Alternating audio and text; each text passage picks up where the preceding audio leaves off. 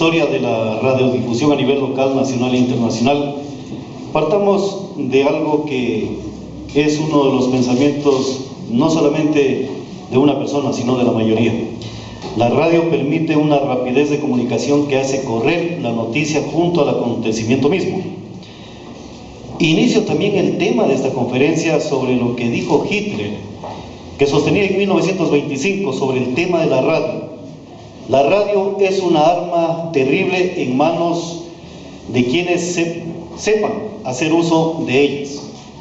Hitler en 1933 logra ser canciller y en una de sus primeras preocupaciones y acciones fue la de hacerse del dominio de las ondas radiales. Para ello, forma el frente del Ministerio de Educación Popular y Propaganda, cuyo precursor de los inicios de la propaganda, todos ustedes conocen, fue Joseph Goebbels, y la radio, su caballo de batalla, para eternizar el dogma del Tercer Reich. Estamos hablando de 1933 y hablamos del presente día 2011. Ecuador, Venezuela y Bolivia, que parecidos son los hechos políticos de gobernabilidad sobre los medios de comunicación y también de sus contenidos. La radiodifusión tenemos que observarla desde puntos de vista de invención científica humana y desde un punto de vista de una realidad social, económica y política. El tema de la radio, señores estudiantes, en este punto tiene que ser un aspecto reflexivo, enfocarnos en las vertientes técnico como forma de bienestar humano, de lo que tenemos, el medio físico del receptor y también el medio que produce esas ondas magnéticas, y también de la estructura comunicativa que bajo la doctrina de un proceso informativo se crea la simiente de una realidad de comunicación político-jurídica para un Estado. Cuando hablamos de los aspectos técnicos que algunos de los compañeros ya han señalado de cuáles han sido las primeras radios y cuáles han sido también la forma de utilizar estas tecnologías. Pero ¿cuál es el futuro de la radio y de las tecnologías? La comunicación en toda su estructura técnica, humana y jurídica durante el siglo anterior y el presente es la que más transformaciones ha sufrido, ya sea por las tecnologías, por las estructuras de programaciones, en fin, por una variedad de circunstancias de invento, como también de la evolución humana. Hablamos de las nuevas tecnologías de información y también de comunicación, y hablamos aspectos jurídicos esenciales dentro de lo que es la temática de comunicación y especialmente centrándonos en el tema de la radio. Los avances de informática han configurado una nueva sociedad consumidora de información cada vez más compleja y dinámica. Señores, ustedes en este momento tienen en sus manos un receptor que se llama teléfono y que puede también generar y captar y receptar las ondas de radio que están emitiendo en este momento señal.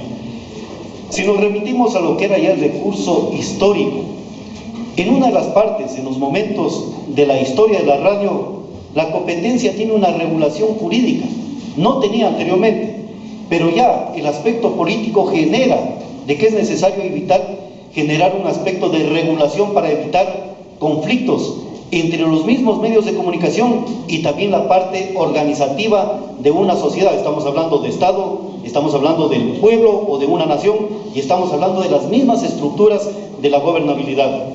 Pero más allá de ello, por ejemplo, en el tema que me gustaría profundizar es el tema de la radio, los usos políticos, comerciales y sociales. Los fines políticos. La Primera Guerra Mundial, como manifestaron algunos de los compañeros, en lo técnico claro que mejoró, porque se generó el dispositivo súper heterodoxo que permitía detectar los aviones y se utilizó también para la tecnología radial. Pero más allá de ello, también existe un gran movimiento o simplemente una simiente de lo que sería la nueva doctrina del aspecto radial en torno a ubicarla a este medio de comunicación como una arma vital para la estrategia, no solamente del aspecto militar, sino también del aspecto político. Eran los años de la Primera Guerra Mundial, de la Gran Guerra que para otro sector la conocían. Y también de allí viene un aspecto netamente político y militar. Estamos hablando de la dictadura de Franco, que me van a permitir más adelante leer una partecita y ustedes van a poder cuantificar qué parecidos son los tiempos de aquella época con las realidades actuales.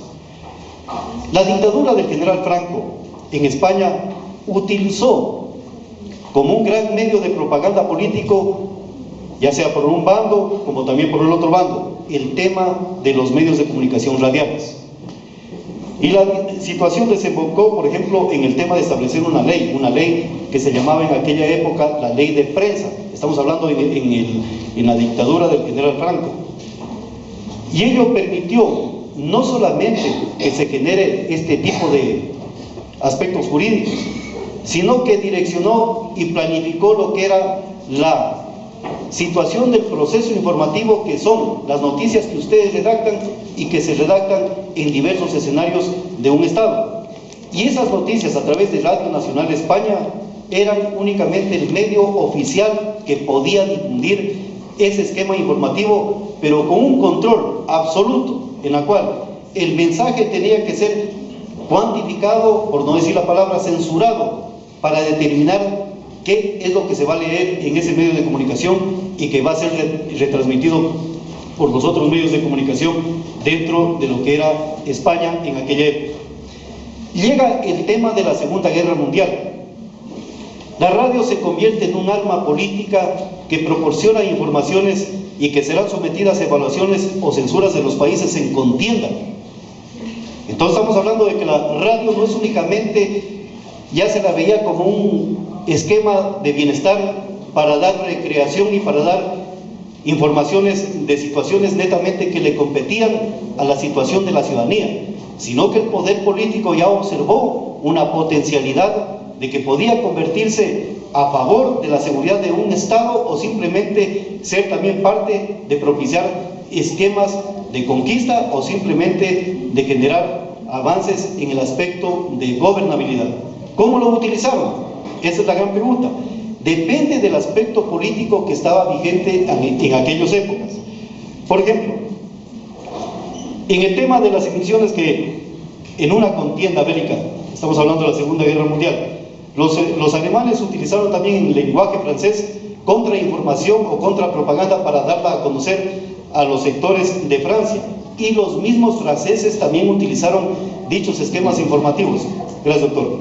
Similar como sucedió aquí en el Ecuador en 1995 en la guerra del Alto Cenepa, cuando las radioemisoras peruanas transmitieron cerca a la frontera ecuatoriana que el aspecto o no recuerdo claramente, era el destacamento militar de Tiguinza había caído y había sido conquistado por fuerzas peruanas.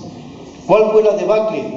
La moral de los ecuatorianos y también de los soldados. ¿Ustedes creen que no se puso en peligro al transmitir ese tipo de informaciones? ¿Qué es lo que tuvo que hacer el frente político y también el frente de comunicación que se armó para ese espacio de conflicto bélico en el Ecuador? Tuvieron que contrarrestar aquella propaganda. Entonces estamos hablando de que el arma en los actuales momentos se llama medios de comunicación, y el economista Rafael Correa sabe utilizar los elementos que Joseph Goebbels los dejó para que estudien a través de lo que se llama publicidad y propagación inventiva del hombre. Pero más allá de ello, cuando hablamos de un poder, significa cómo podemos contrastarlo o cómo podemos separar las aristas de la gobernabilidad frente al gobernado. Sería imposible, porque a lo mejor la derecha gobierna y la izquierda simplemente es gobernada, y en algún momento la izquierda gobierna y la derecha va a ser gobernada. Pero esas circunstancias son el vaivén del trajinar de un Estado.